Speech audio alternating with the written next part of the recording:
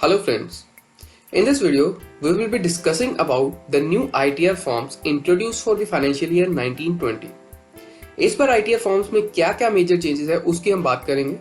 So the first thing that I would like to tell you is due to COVID-19 pandemic, the ITR filing due date has been shifted to 30th November 2020. So for financial year 1920, ITR 1 form that is Sahaj form is for the resident individuals जिनकी total income is up to rupees 50 lakhs या उनकी कुछ income है from salary, from single house property या from other sources, या फिर agricultural income है up to rupees 5000. तो ये सब ITR 1 में अपनी रिटर्न फाइल कर सकते हैं. लेकिन अगर आप किसी कंपनी में डायरेक्टर हैं या आपने किसी अनलिस्टेड कंपनी के इक्विटी शेयर्स में इन्वेस्ट किया है तो आप ITR फॉर्म 1 नहीं भर सकते. Next ITR 2 is for the individuals and HUF जिनकी कोई भी बिजनेस इनकम नहीं है, मतलब उनकी सैलरी इनकम है या हाउस प्रॉपर्टी इनकम है या कैपिटल गेन्स भी हो सकता है, तो वो ITR 2 फॉर्म फाइल कर सकते हैं. Next is ITR 3. ये उन इंडिविजुअल्स और HUFs के लिए है जिनकी बिजनेस इनकम भी है. और एक और फॉर्म जो पर्सनल टैक्स पेयर के लिए है वो है ITR 4 दैट इज सुगम फॉर्म. तो ये फॉर्म उन इंडिविजुअल्स या HUFs या फिर फर्म्स के लिए है जिनकी total income is up to rupees 50 lakh और साथ ही कुछ बिजनेस इनकम भी है which is computed as per presumptive taxation. तो आज की डेट में अगर हम देखें तो हमारे पास ITR 1 और ITR 4 इन दो ITRs की ऑनलाइन यूटिलिटी अवेलेबल है for filing ITR of financial year 1920 और rest of the utilities will be made available shortly.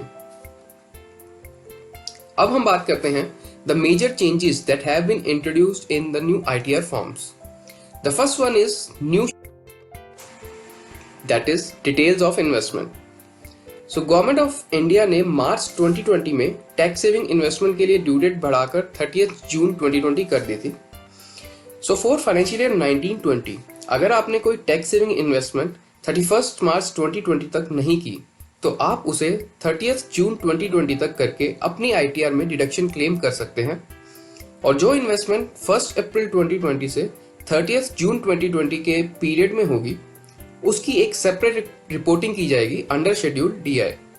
आप स्क्रीन पर देख सकते हैं column 3 is there for this reporting. The next major change is insertion of 7th proviso to section 139 subsection 1. As per income tax law, ITR filing is mandatory only if your income is more than the minimum amount not chargeable to tax. लेकिन 7th proviso के according ITR filing will be mandatory अगर आपने 2 लाख से ज्यादा spend किया है on foreign travel या फिर you have deposited more than rupees 1 crore in one or more current accounts या इलेक्ट्रिसिटी बिल पे किया है आपने और वो भी 1 लाख से ज्यादा. तो इन सभी केसेस में आपके लिए ITR फाइलिंग मैंडेटरी हो जाएगा, प्लस आपको रिस्पेक्टिव अमाउंट स्पेंट भी डिस्क्लोज करना होगा अपनी ITR में. So moving further is nature of employment. Earlier there were only 4 categories available for selection, that is government, public sector undertaking, pensioners या others. लेकिन अब न्यू ITR फॉर्म्स में there are 6 categories जिसमें से हम सिलेक्ट कर सकते हैं.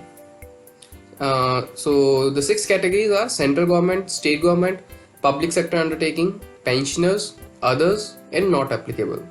So basically the government category is bifurcated as central government and state government and a new category has been inserted which is not applicable.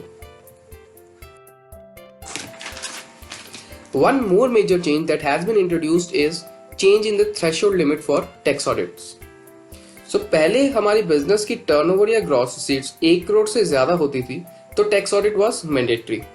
लेकिन अब इस 1 करोड़ की लिमिट को इंक्रीज करके 5 करोड़ कर दिया गया है.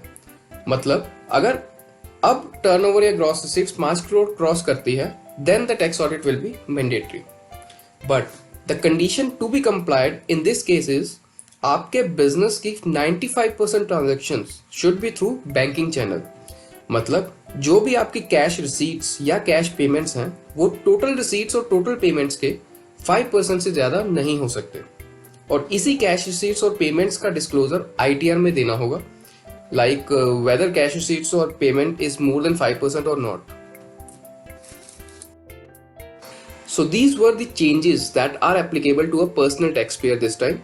So any doubt or query can be asked in the comment section below. Thanks for your precious time. This is Sarvam Gupta signing off.